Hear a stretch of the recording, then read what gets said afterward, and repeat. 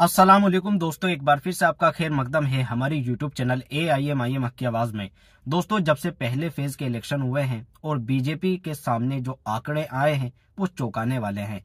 इसके बाद पहले फेज के जब इलेक्शन हो गए, बीजेपी को उसमें अपनी हार दिखनी शुरू हो गई, क्योंकि पब्लिक में इस वक्त बहुत ज्यादा गुस्सा है रोजगार को लेकर। बेरोजगारी इतनी ज्यादा है कि पब्लिक में बहुत ज्यादा इसको लेकर गुस्सा है।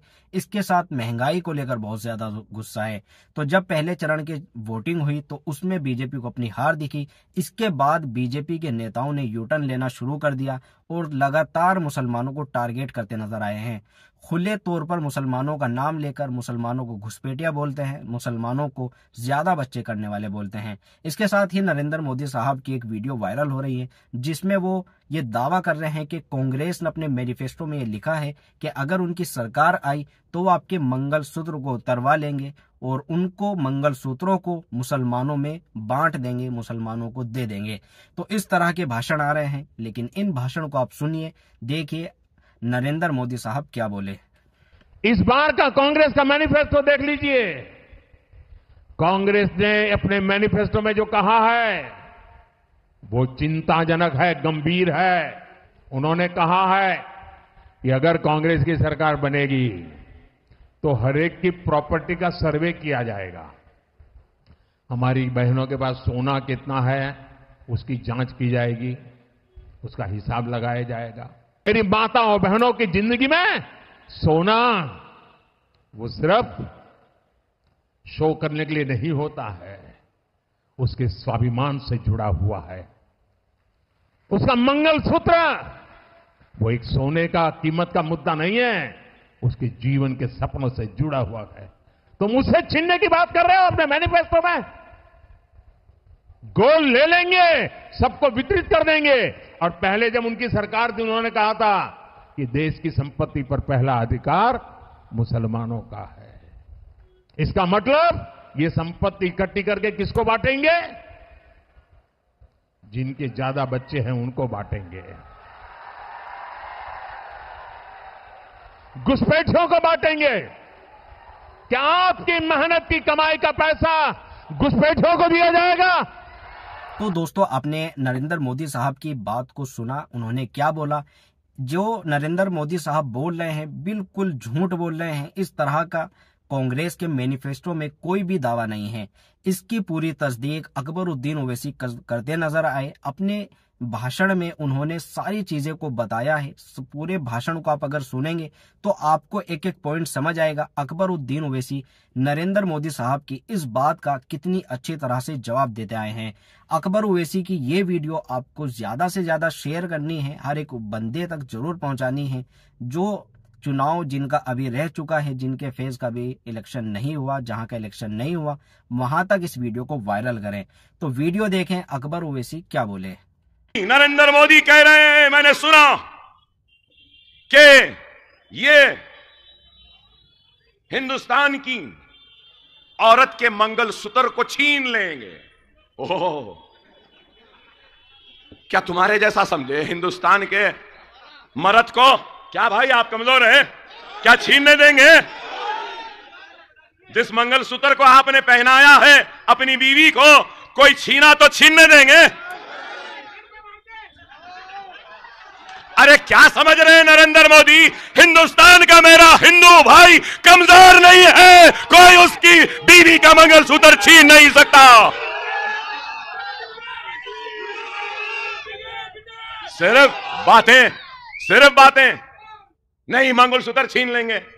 अरे बाबा, आप जिस गले में मंगलसूत्र पहनाए थे उसका क्या हुआ? बस इतना ही काफी है, समझ गए ना?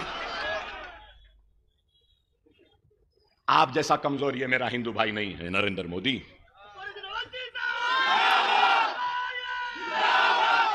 सिर्फ बातें, सिर्फ घुसपैठी, बच्चा पैदा करने वाले, लव जिहाद, वो ये। अरे नहीं, अरे ये मुल्क सबका है, सब में मैं मुसलमान भी हूं। ये मुल्क सिर्फ हिंदू का नहीं, ये मुल्क सिर्फ मुसलमान का नहीं, ये मुल्क सिर्फ ईसाई का नहीं, ये मुल्क सिर्फ सिख का नहीं, ये मुल्क सबका है। इस मुल्क पर माथे पे तिलक लगाने वाले जितना हक है सर पे टोपी पहनने, चेहरे पे दाढ़ी पालने वाले का भी उतना हक है। ऐ नरेंद्र मोदी, जितना हिंदुस्तान तेरा है, अकबर ओवैसी का भी उतना है। हिंदुस्तान किसी की जागीर नहीं, ना तेरी जागीर है ना मेरी जागीर है। इस मुल्क को हम सब ने सजाया है। हिंदुओं ने सोमनाथ की मंदिर से सजाया, तो द्वारका की खूबसूरत मंदिर से सजाया। जगन्नाथपुरी के मंदिर से सजाया, तो काशी विश्वनाथ की खूबसूरत मंदिर से सजाया। तो मुसलमानों ने मक्का मस्जिद से सजाया, तो जामा मस्जिद से सजाया। तो मुसलमानों ने लाल किले से सजाया, तो मुसलमानों ने कुतुब मीनार की बुलंदी से सजाया, तो मुसलमानों ने ताजमहल की खूबसूरती से सजाया।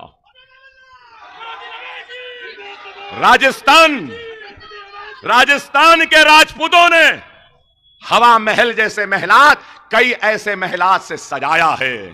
तो हिंदुस्तान के सिखों ने सुनेरी गुरुद्वारा से सजाया है, पारसियों ने सजाया है। नहीं, कुछ नहीं, बस बात है तो क्या, एक ही बात, मुसलमान मुसलमान मुसलमान मुसलमान। क्या 370 से बढ़कर कश्मीर का खुसूसी मौक़िफ़ खत्म कर दिया। अरे हमको कश्मीर से भी मोहब्बत रखनी चाहिए, क्योंकि कश्मीर हमारे मुल्क का अटूट हिस्सा है और रहेगा। लेकिन उसके साथ ही साथ कश्मीरियों से भी मोहब्बत करनी चाहिए। कश्मीर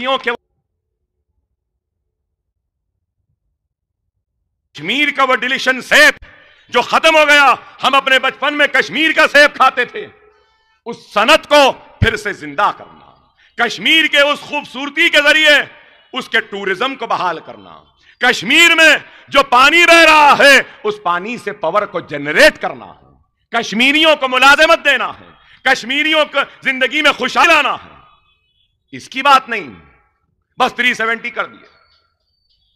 यूनिफॉर्म सिविल कोड, एक्सां सिविल कोड, अरे एक्सां सिविल कोड, अरे यूनिफॉर्म सिविल कोड से बढ़कर हिंदुस्तान का हर शहरी मेरी इस बात को कबूल करेगा, मानेगा और मुतालबा करेगा कि अकबर साहब आपकी बात सही है। यूनिफॉर्म सिविल कोड से ज्यादा यूनिफॉर्म जीएसटी की जरूरत है।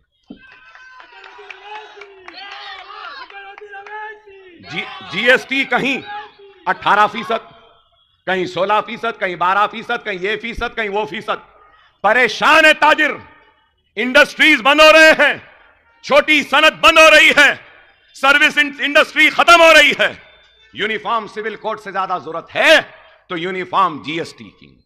यूनिफॉर्म सिविल कोड से बढ़कर अगर जरूरत है तो यूनिफॉर्म थिंकिंग की, यूनिफॉर्म आईसाइट की, uniformity in government scheme distribution में, एक्सानियत, एक्सां सिविल कोड। अरे एक्सां सिविल कोड से ज्यादा एक्सां सोच होनी चाहिए, एक्सां समझ होनी चाहिए, एक्सां शऊर होना चाहिए, एक्सां मुल्क की दौलत को बांटना चाहिए, एक्सां यह होना है कि इस मुल्क के नजर में सब बराबर रहे, हिंदू मुसलमान सिख ईसाई सब बराबर।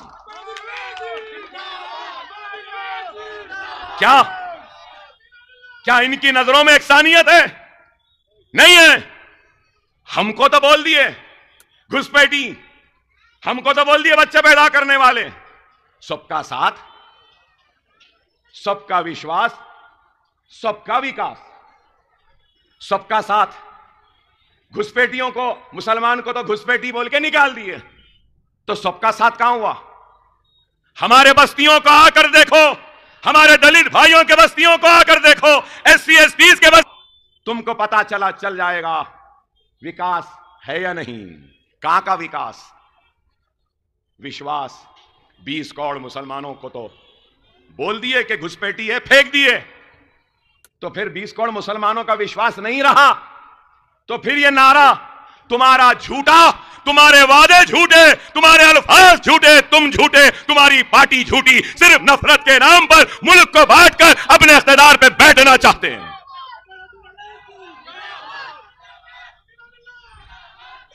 आप बताओ, सीए एनआरसी, ये सीए एनआरसी कानून क्यों लाए? शहरियत को देने के लिए। दादा का, नाना का, परदादा का क्या क्या की कागज होना नहीं रहा तो हिंदुस्तानी नहीं बोलते। तो आज मजलिस कह रही थी सीए एनआरसी खतरनाक कानून है, इस कानून के जरिए वो हमको इस मुल्क में यरगमाल बना देंगे।